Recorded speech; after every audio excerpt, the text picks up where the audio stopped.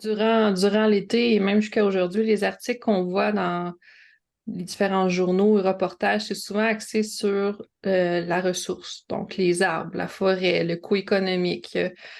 On parle très peu de l'humain, des communautés qui en ont souffert aussi beaucoup, non seulement durant les feux, mais même encore aujourd'hui, c'est encore très difficile pour plusieurs familles qui ont perdu, il y a des gens qui habitent en communauté, mais la majorité ont aussi des camps en forêt qui passent la majorité de leur temps. Donc, souvent, le trois quarts de l'année sont à l'extérieur dans leur camp en forêt. Donc, pour eux, il y en a plusieurs qui ont perdu leur camp.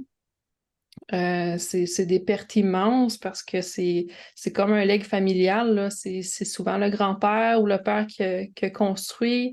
Des fois, ils ont tout perdu. Ils ont perdu le bateau, ils ont perdu la scie mécanique, tout ce qui leur permettait, en fait, de maintenir leur mode de vie traditionnel, en fait, qui est tout disparu en quelques jours, semaines. Donc, c'est très bouleversant, même encore aujourd'hui.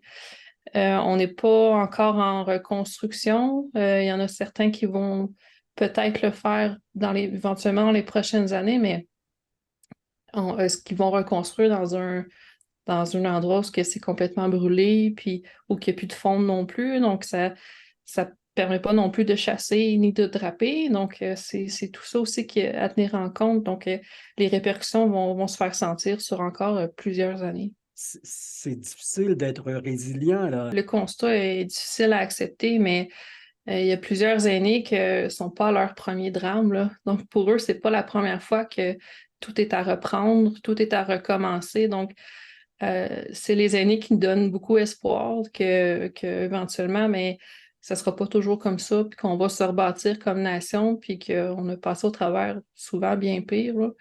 Donc, c'est ce qui permet de... Oui, c'est difficile en ce moment, mais j'ai la certitude que notre communauté, notre nation va en renaître de ses cendres, en fait. C'est quoi, faut être patient puis espérer qu'on puisse y retourner éventuellement? C'est pas mort.